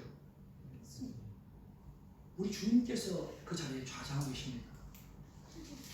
언제나 우리의 삶을 주님께로 인도하신다는 것이, 그 예수께서 우리와 함께 가신다는 것입니다. 그래서 디모데후서 2장 13절 말씀 보시면, 우리는 믿음이 없을지라도 주는 일양 믿으시니 자기를 부인하실 수 없으시리라 하고 기록합니다. 자, 우리는 믿음이 없을지라도 주는 믿으시다. 맞습니다. 우리가 얼마나 많이 변합니까? 믿음의 여정 가운데 얼마나 많이 난망합니까? 얼마나 많이 좌절합니까? 얼마나 많이 흔들립니까? 우리는요, 결코 믿는 존재가 아니에요. 때로는 신앙이 흔들리고 난망해서 주저앉을 때가 있죠. 우리는 항상 흔들립니다. 그러나 걱정이 없는 이유가 무엇이냐? 주는 일양 믿으시다는 것입니다. 한결같이 믿으신 주님이 나와 함께 가신다는 거예요. 어떤 상황 가운데서 내가 잘났건 난망해 있건 좌절해 있건, 때로는 성공했을 때건 패배했을 때건, 다른 사람들이 나를 비난할 때건, 아니면 내가 하나님 안에서 좌절해 있을 때건 변함이 없으세요. 동일하게 나를 사랑하시고 나와 함께 가신다는 것이에요. 어떤 상황 가운데서 그 주님이 우리를 잡은 손을 결코 놓지 않는다. 그게 바로 주님의 동행입니다. 그래서 이 험난한 믿음의 여정 가운데서 우리가 담대하게 달리기를 할 수 있는 이유는 주님이 나와 함께하기 때문이에요. 일양 깊으신 그 주님께서. 그래서 우리가 본문 말씀 3절 뭐라고 기록합니까? 그 미쁘신 주님께서 우리를 위해서 하신 일 두 가지를 분명히 기록합니다. 주는 미쁘사, 첫 번째 너희를 굳게 하신다. 두 번째, 악한 자에게서 지키신다. 사단 마귀에게서 우리를 지키시고 우리의 믿음을 더욱 굳세게 세워가시는 주님이시다. 그렇게 이야기를 하고 있어요. 그렇기 때문에 우리는요, 이 신앙의 여정을 내가 해간다고 생각하면 착각입니다. 자, 신앙생활은 내가 하는 것이 아니고 행하시는 분이 있는데 그분을 의지하는 것이 신앙이에요. 내가 할 수 없어요. 나는 언제나 무너집니다. 나는 굳게 세워가는 존재가 안 돼요. 나는 악한 자를 스스로 대적할 수 없는 자입니다. 그런데 그 악한 자에게서 나를 지키시고 나의 믿음을 세워가시는 주님이 계시는데 그 주님을 의지하는 것이 신앙생활인 거예요. 내가 해나간다고 하면요 얼마나 많은 패배감을 맛보는지 몰라요. 성경도 한번 해보셨지 않습니까? 내가 뭔가 말씀을 잘 읽어보려고 하고 기도 좀 열심히 한번 해보겠습니다. 잘 돼요? 안 돼요. 나는 기도조차도 제대로 안 할 때가 많다니까요. 내가 뭔가 해나가는 것이 신앙생활이라고 생각한다면 큰 착각이에요. 주님이 일하시는 거예요. 그래서 갈라디아서에 너희는 성령을 쫓아 행하라. 너희가 앞서가라가 아니에요. 성령이 앞서가고 있는데 따라가기만 하면 됩니다. 따라가기만. 주님께 맡기고 가야 돼요. 그러니까 분명한 것이 있어요. 능력의 원천이 나에게서 나온다고 하면 내가 일할 것이고 나에게는 능력이 없다고 여기고 나는 아무것도 할 수 없습니다 하는 자들은 내가 할 수 없으니 주님을 붙잡을 것이고 둘 중에 하나입니다. 사랑하는 형제 자매님들, 능력의 근원이요 원천 되신 주님을 붙듭시다. 주님과 함께 갑시다. 이 믿음의 여정은 나 혼자 가는 것이 아니에요. 나 혼자 외롭게 달리게 하는 생애가 아닙니다. 주님과 함께 달려가는 여정입니다. 그래서 우리가 만일에 주님을 망각한 채로 나 혼자 열심히 달려가려고 한다면 고단하고 피곤할 수밖에 없어요. 주저앉을 수밖에 없습니다. 탈진할 수밖에 없어요. 그러나 내가 혼자 가는 것이 아니고 나를 붙들고 나를 이렇게 세우시고 나에게 힘을 주시는 그 주님이 계신다는 것을 인정한다면 주님께 기대는 거예요. 기대고 주님 감사합니다. 참 이 어려운 가운데서도 주님 나와 함께 가시는 겁니다. 주님을 의지하는 것입니다. 그렇게 가야지 않겠어요? 나와 함께 하시는 주님, 그 주님에 대한 감격, 감사를 가지고 주님과 함께 가는 거예요. 그 성경은 뭐라 기록합니까? 그 주님을 가르쳐서 임마누엘. 임마누엘 뜻이 뭐예요? 주님이 나와 함께 하신다는 뜻이에요. 임마누엘의 하나님께서 나와 함께 동행하신다. 얼마나 감사합니까? 그 믿음으로 살아가는 거예요. 그래서 예수님께서 이 땅에 오시고 나를 위해 십자가를 지시고 한 생애를 마감하셨는데 그것으로 끝난 것이 아니고 지금도 하나님 보좌 우편에서 나를 위해서 수시로 기도하시고 하나님의 영인 성령께서 내 안에서 내주하시고 나의 삶을 끌고 가시는 것입니다. 아주 양쪽에서 나를 붙들고 계시는 거예요. 주님의 보좌 옆에서 예수님께서 날마다 우리를 위해 간구하고 계시고 성령께서는 내 안에서 계속해서 바른 길을 갈 수 있도록 지도를 해주신다는 거예요. 그냥 따라가면 되는 거 아닙니까? 그럼 뭘 따라가야겠어요? 간단해요. 말씀을 따라가야지. 말씀을. 뭘 따라가야지? 잠깐만, 그럼 따라가고 싶은데 뭘 따라가야 돼? 고민할 필요도 없어요. 말씀대로 따라가면 됩니다. 그래서 우리는 말씀에 순종하는 삶이라고 이야기해요. 순종. 자, 말씀에 뭐라 이렇게 살아가면 됩니다. 성도님들 적혀 있어요. 그런데 나는 믿음이 약해갖고 안 돼. 그렇게 안 사는 거예요. 그 순종을 안 하면 어떻게 되느냐? 고단합니다. 항상 이 내면에 메마름이 있어요. 성도인데도 우리의 삶은요 항상 말씀과 가까이 해야 돼요. 내 삶의 지침이 이 말씀이 되기 때문에 성경 말씀을 가까이 하고 이것을 묵상하고 하나님께서 이렇게 살기를 원하시는구나. 그것을 계속해서 내 마음 가운데 되새김질을 해야 돼요. 이게 내 삶을 움직이는 원동력이 됩니다. 인생의 경주에서 낙망하지 않는 원동력이 되는 거예요. 말씀과 함께 가는 것입니다. 사랑하는 성도님들, 우리가요 나와 함께하는 동반자가 있다는 것을 인정하고 주님을 의지하십시다. 그 주님을 의지한다는 것은요 이 말씀에 순종하는 삶이에요. 순종하면서 그분과 함께 가는 거예요. 참 기쁜 삶입니다. 우리가 이 믿음의 여정을 함께 떠나면서 진짜 주님께서 살아 역사하시는구나. 이것을 성도들과 함께 나눌 때에 서로가 마음이 더 뜨거워지는 것이죠. 엠마오로 가는 두 제자를 보십시오. 이 제자들이 예수님과 함께 가면서도 주님과 대화하면서 가고 있다는 것을 몰랐습니다. 그런데 분명하게 그들 가운데 있었던 것은 무엇이냐면 우리가 뜨겁지 아니하더냐. 주님과 대화를 했더니 마음이 뜨거워지는 것입니다. 사랑하는 형제자매님들, 거듭날 때 성령께서 아주 내 마음 가운데 뜨겁게 들어와가지고 지금 성령이 들어왔구나, 이거 느끼신 분이 몇이나 되겠어요? 몰라요. 나도 모르는 사이에 성령이 내 안에 들어왔습니다. 마치 엠마오로 가는 두 제자가 예수님이 함께 불현듯이 나타나서 같이 동행하고 있는 것을 몰랐듯이 믿음이 온 순간 내 안에 성령께서 오신 거예요.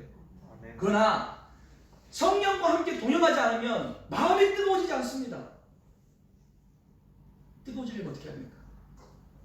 주님의 말씀을 깊이 창념해서 묵상하고 이 말씀의 뜻대로 순종하면서 가야죠. 그러면 이 마음 가운데 뜨거움이 작용해요. 이것은 주 성령께서 주시는 뜨거움입니다. 그 뜨거움을 가지고 열심히 경주하는 거예요. 열심히. 얼마나 간단합니까? 너무 쉽게 표현했어요? 우리가 한 주간 멋지게 한번 그 삶을 살아보면은 그 뜨거움이 유지될 거 아닙니까? 그러면 우리 형제 자매님들께 야, 이거 한 주 진짜 말씀대로 살았더니 그 뜨거움이 진짜 있대요. 그거를 나눠야 돼. 나누면 어떻게 돼요? 아이고, 저 성도가 뜨거워졌는데 난 지금 뭐 하고 있는 것인가? 정신 차리자. 나도 뜨거워져야지. 말씀대로 살아봐야지. 나도 뜨거워지는 거예요. 그 다음 주에 나의 감정이 또 나오는 거죠. 그러면 성현 형제님이 또 부끄러워가지고 아이고, 나도 좀 뜨거워져야 하는데. 그러다 보면 나중에 어떻게 되겠어요? 전부 다 뜨거워지는 거예요. 전부 다.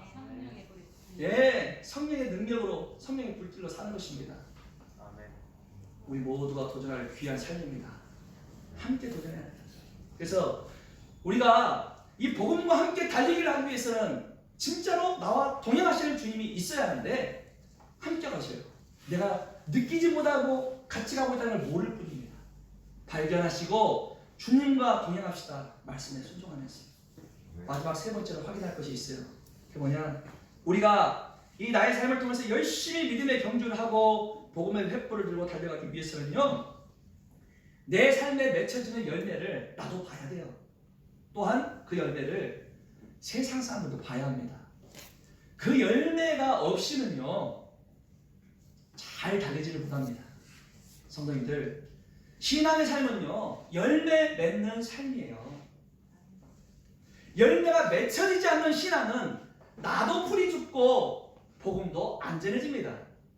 열매가 맺힌다는 건요, 세상 사람들이 나를 봤을 때도 야, 저 사람은 진짜 하나님 믿는 사람이 맞아, 이걸 인정하는 거예요.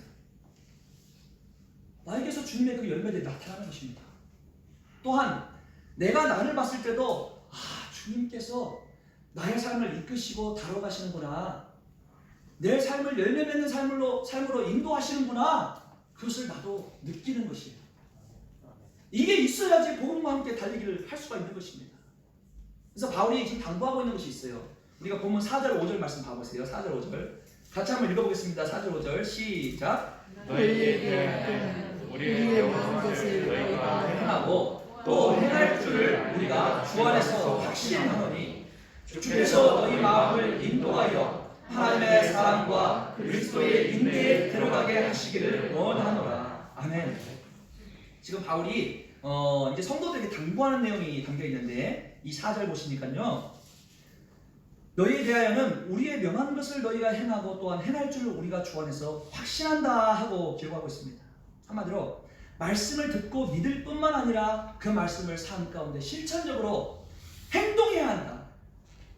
그런데 바울이 행해야 한다고만 말하지 않고 그 뒤에 뭐야 하니까 행할 줄을 뭐 한다고요? 확신한다. 확신한다고 이야기를 하고 있습니다. 말씀을 실천한다는 것은요, 다른 말로 열매를 맺고 있다는 것입니다. 진짜요? 우리가 말씀을 행동으로 옮긴다는 것은 열매를 맺고 있다는 거예요. 그 의미예요. 행동으로 옮기지 않는 입술로의 고백이면 열매는 맺혀지지 않습니다. 근데 행한다면 열매가 맺어지고 있는 거예요. 근데 지금 바울께서 어떻게 이야기하냐면은 행해야 한다고 이야기하면서 주 안에서 너희들이 행할 것을 확신한다 하고 이야기를 하고 있어요. 왜 바울이 이렇게 확신했을까요? 못 믿어올 수도 있잖아요. 근데 성도들이 너희들 행해야 돼 하면서 그래도 너희들이 확실히 행하는 것을 나는 확신한다, 이렇게 바울이 장담을 했는데 왜 그랬느냐? 5절을 보시면 이유가 등장합니다. 5절을 시작하면서 어떻게 기록하느냐? 주께서 너희 마음을 인도하여 하고 시작하죠. 그렇습니다. 성도들이요, 이 실천적인 신앙의 삶으로 나아갈 수 있는 것을 확신할 수 있는 이유가 무엇이냐? 아까 내가 하는 거 아니라 그랬죠? 신앙생활 내가 해가는 거 아니라 그랬지 않습니까? 누가 하다고 했어요? 주님께서 하시는 거예요. 주님께서. 오늘 이 5절 보십시오.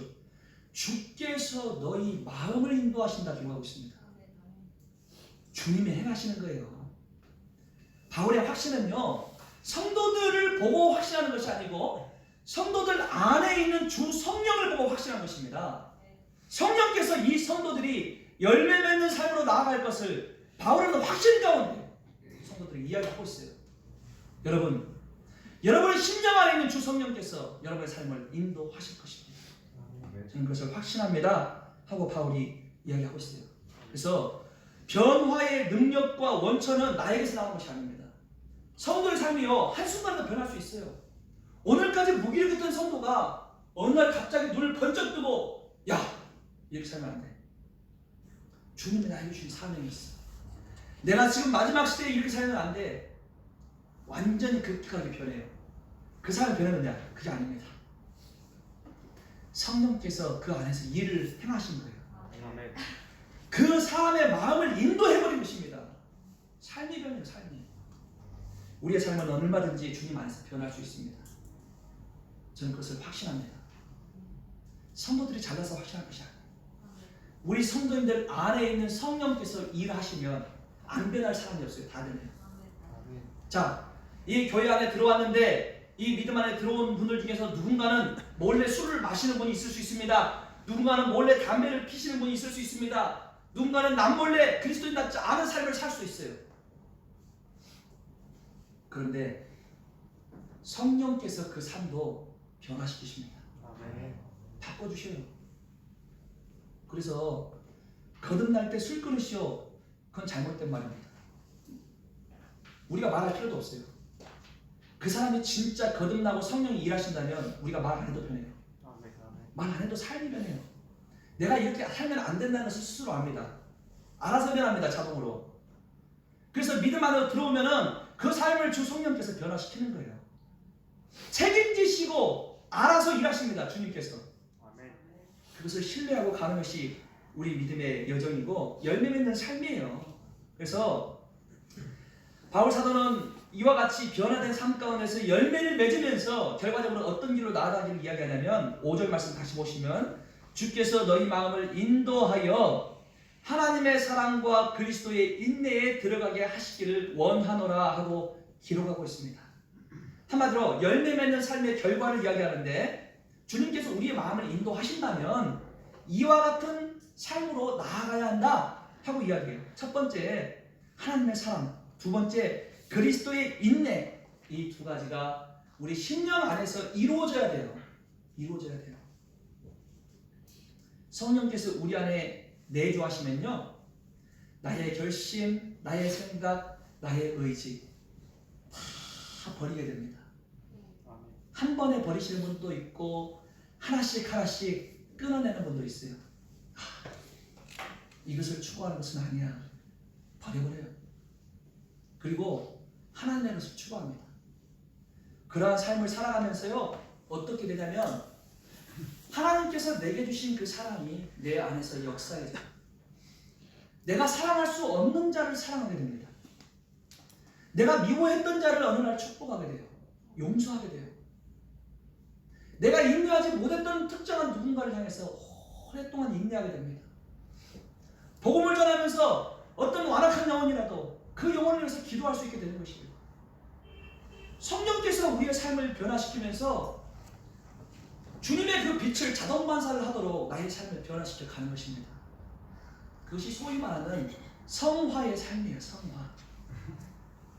그리스도의 형상으로 우리의 삶이 빚어져 가는 것입니다. 그래서 결과물을 본다면 우리의 생의 마침표의 결과물이 하나님의 사랑으로 충만해지고 예수 그리스도의 인내로서 그 고귀하신 성품을 담고 주님 앞에 서야 하는 거예요. 그것을 내가 일하는 것이 아니고 성령께서 내 안에서 하십니다. 단지 그 성령께서 일할 수 있도록 우리가 성령께 그 자리를 내어드리는 거예요. 우리는 때로는 조급해요. 때로는 열매에 대해서 갈망이 없습니다. 어떤 사람들은 열심히 살려다 안 되면 제풀에 꺾여버려요. 자기가 하려다 보니까 금방 꺾이죠. 어떤 분들은 아예 열매를 생각도 안 하고 살아요. 그냥 적당히 묻어가자 주의입니다. 묻어가자. 묻어가다 보면 언젠가 주님 만나겠지. 그게 아니에요. 성도의 삶은 무기력한 게 없습니다. 끊임없이 도전합니다. 성령을 쫓아가야 돼요. 우리의 심령이 주님 안에서 열심히 경주하는 삶이 되어야 합니다. 오늘까지 경주 못했다면 괜찮아요. 내일부터 경주하면 됩니다. 얼마나 쉽습니까? 성도님, 오늘까지 나의 신앙이 멈춰 있었다면 다시 일어나 달리면 되는 거예요. 중요한 건 우리가 목적지를 향해서 분명한 의지를 가지고 한 걸음씩 떼서 가는 것입니다. 나아가는 거예요. 오늘 이 땅을 살아가는 성도들의 삶에 의외로 기쁨이 없고 낙마하고 좌절해 있는 이유가 무엇이냐? 주님께로 한 걸음을 떼지 않기 때문이에요. 피곤한 손과 연약한 무릎을 이렇게 세우고 한 걸음을 떼는 것입니다. 오늘 내 환경이 낙망할 환경이라도 그것을 보는 것이 아니고 그것 너머에 있는 주님의 능력을 의지하고 한 걸음씩 가는 거예요. 가다 보면 주님의 주시는 것들로 충만해집니다. 이 마음이 무뎌졌던 이 마음이 매너리즘에 빠져있던 이 마음이 다시 회복되고 말씀 가운데 사니까 이와 같은 충만함이 있구나. 주님 감사합니다. 오늘 제게 주신 그 은혜를 기억합니다. 그러면서 살아가는 것입니다. 사랑하는 형제 자매님들, 오늘 나에게만 주는 고난의 현장이 있어요. 우리 성도들만의 고민이 있습니다. 미래에 대한 고민이 있고 현재 내 삶에 대한 많은 고민들이 있어요. 그것들을 붙들고 전전긍긍하지 않아도 됩니다. 나와 함께 하신 주님께 하나씩 하나씩 이양하세요. 넘겨드리세요. 그 주님께 고민거리를 내어 맡기고 주님께 묻고 기도하십시오. 주님께서 어떻게 역사하시는가를 같이 확인해야 합니다. 나 혼자 끌어안는 문제가 되면 안 돼요. 성령께서 일할 수 있도록 계속해서 내어드려야 합니다. 말씀을 묵상하면서 나의 연약했던 삶의 모습들을 하나씩 하나씩 버려가야 돼요. 오늘 내 마음의 터전 안에 옥토를 만들고 주의 말씀이 잘 심겨져서 싹이 날 환경을 만들어야 하는데 이 마음의 밭에 수많은 가라지를 뿌려놓고 돌밭을 뿌려놓고 주님이 왜 나와 함께 동행하지 않는 것이야? 그러면 안 되죠. 적어도 내 마음의 밭에 돌짝을 제거하고 잡초가 있으면 좀 뽑고 말씀으로 순종하는 삶, 그 가운데 주님이 주시는 걸 하나씩 하나씩 심는 거예요. 그랬을 때에 어느 날 싹이 나고 열매를 맺습니다.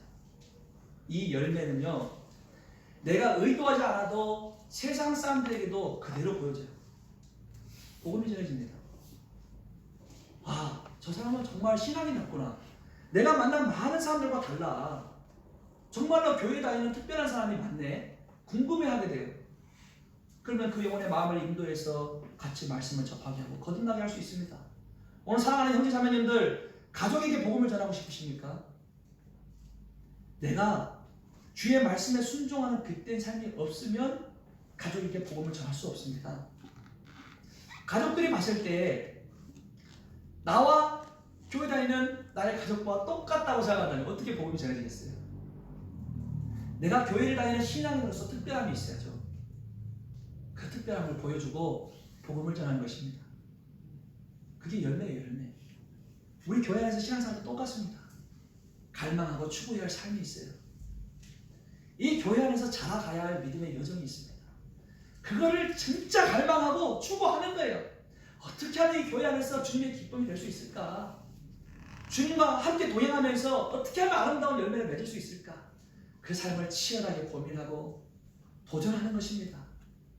우리가 오늘날 수많은 사람들이 신앙을 외치는데 신앙 의외로 간단한 거예요. 주님께 맡기면 되는 거예요. 맡기면 되는 거예요. 순종하면 되는 것입니다. 주님을 바라보고 주님을 의지하면 되는 거예요. 결코 신앙은 내 의지대로 해가는 것이 아닙니다. 성도님들, 내가 뭘 잘해야지 신앙생활 성공하는 것 결코 없습니다. 내가 하는 것 하나도 없어요. 내가 못하니 주님께 맡기고 의지하는 것입니다. 오늘 나를 봤을 때 나는 믿음이 약해. 나는 신앙생활 잘 못할 것 같아. 예, 원래 우리는 믿음이 약하고 못합니다. 단지 우리는 순종할 뿐이에요. 오늘 나의 몸과 마음이 교회와 함께 가면 그 현장은 은혜의 현장이 되는 것이고 주님께서 기뻐하시는 현장이 되는 거예요. 그 자리를 추구하는 거예요. 계속해서 마음이 연약해가지고 주중에도 계속해서 세속화된 세상의 것들을 추구하고 산다. 간단해요. 그 시간에 성도들을 찾아요. 성도들을. 갑자기 내가 이 세상 가운데 빠질 것 같으면 철영 형제님께 전화를 하는 거예요. 아니 철영 형제님, 야 지금 세상 가운데 빠져가서 살려고. 이러면 안 되는데 어떻게 하면 좋습니까? 그럼 철영 형님께서 주님을 의지해야지 어떻게 하겠어요? 정신 차려요. 말씀 한 번을 그 시간에 보십시오. 그럼 알겠습니다. 전화 끊고 말씀을 다 한 줄 보는 거지. 말씀 볼 때 사단이 튼튼한가요? 난 말씀 볼 때 사단 튼튼하는 사람 본 적이 없습니다. 진짜예요. 우리가 주님과 동행하는데 사단 마귀가 튼튼하다면 그건 이상한 일이에요. 이상한 일. 우리 믿음의 현장이 항상 주님과 같이 갑시다. 같이 가면은 그 가운데 참된 평강과 기쁨이 있습니다. 그 삶을 추구하는 거예요. 분명한 것은 오늘 주신 본문에서 주는 미쁘사 했습니다. 미쁘사. 변함없이 나와 함께 가십니다. 그 미쁘신 주님을 의지해서 우리 믿음의 모든 여정이 주님과 함께 동행하고 복음과 함께 열심히 달리기를 해야 돼요. 달리기를. 복음의 횃불을 들고. 그 첫 번째, 우리가 거듭날 때의 그 믿음을 다시 확인하시고 믿음으로 충만해져야 합니다. 내가 처음 믿을 때의 그 순수한 믿음, 그 믿음을 다시 한번 내 마음 가운데 되새김질해요. 그리고 나서 그 믿음의 눈을 확실히 뜨고, 졸린 눈 말고요, 확실히 뜬 눈으로 내 옆을 보면 누가 있어요? 미쁘신 주님이 있죠. 미쁘신 주님. 그 주님은 나와 함께 하시는구나. 그 평강을 가지고 주님과 함께 열심히 동행하면서 무엇을 맺느냐? 이제 열매를 맺어야죠. 열매를. 주께서 주시는 열매. 나도 확인하고 주변 사람들도 확인할 수 있는 열매. 그러면서 열심히 달려가면 주변 사람들이 저 사람 참 하나님 믿는 사람이 맞대. 어떻게 저런 특별함이 있을까 궁금해하면은 이리 와보세요. 놀라운 소식 하나 알려드릴게. 와보세요. 거듭 안 날 사람이 없어요. 다 거듭이요. 진짜예요. 그런 방법으로 복음 전하면 되는 것입니다. 그러니까 사랑하는 형제 자매님들, 오늘 주신 말씀 얼마나 귀한 말씀입니까? 변함없으신 주님이 나와 함께 하시는데 그 주님 처음 올 때의 나의 믿음 다시 한번 기억하시고 이 믿음의 여정 열심히 경주할 수 있길 바랍니다. 아멘. 분명한 건 주님에 대한 신뢰입니다. 확실히 믿으신 주님이 나와 함께 하신다는 무한한 신뢰를 가지고 주님께 완전한 의지로서 믿음 맡기고 믿음의 여정을 떠나면 되는 것입니다. 그렇게 돌아오는 한 주 열심히 사시고 승리의 간증들 성도들과 함께 교제할 수 있기를 소망합니다. 아멘. 그래서 말씀 마치겠습니다. 함께 기도하겠습니다. 사랑해 주님, 참으로 감사를 드립니다. 2000년 전 예수님께서 이 땅에 오셔서 저희들과 같이 누추한 인생들을 위해 십자가를 지셨고 정말로 더럽고 추악한 저희들의 심령을 거룩한 보혈로 덮어주신 그 은혜를 이 시간 다시금 기억합니다. 이제 이 땅을 살아가는 저희들, 나의 삶의 참된 목적과 의미를 묻는다면 오직 예수 그리스도밖에 없음을 믿음으로 고백할 수 있기를 소망합니다. 참으로 어둡고 혼란한 이 마지막 시대에 정말 저희들 그리스도의 복음을 증거하는 담대한 믿음을 갖게 하시고 오늘 나와 함께 하시는 주님을 바라보고 주님께서 기대하시는 합당한 열매를 하나하나 맺어가는 인생이 되기를 원합니다. 주님께서 저에게 주신 복음, 또한 성도들에게 주신 이 복음은 내 안에서만 머무는 복음이 아니요 끝날까지 달려가는 복음입니다. 그 달리기를 원하는 주님의 마음을 담고 열심히 복음과 함께 경주하여서 마지막 날 주님 앞에 섰을 때에 자랑할 수 있는 아름다운 열매가 있기를 간절히 소망합니다. 사랑의 주님께서는 저희들이 걸어가는 이 인생길이 결코 쉬운 길이라 말씀하지 않으셨습니다. 고단하고 힘든 여정이지만 그럼에도 불구하고 변함없이 미쁘신 주님 함께 하신다 약속하셨습니다. 저희들 무한한 신뢰를 가지고 주님을 바라보고 한 걸음 한 걸음 떼어서 영원한 나라 하나님 나라를 향해서 달려갈 수 있게 되기를 간절히 바라고 원합니다. 오늘 자리에 참석한 사랑하는 형제자매들, 주신 말씀 마음 가운데 깊이 심고 그것이 싹이 나고 열매 맺는 삶으로 나아갈 수 있기를 간절히 소망하고 은혜가 풍성하신 예수 그리스도의 이름으로 감사하며 기도드립니다. 아멘.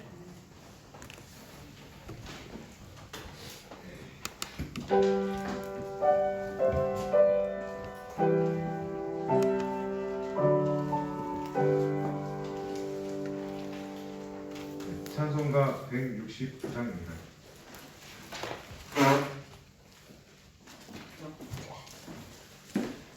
찬송가 169장 강물같이 흐르는 기쁨 하나님께 찬양드리겠습니다.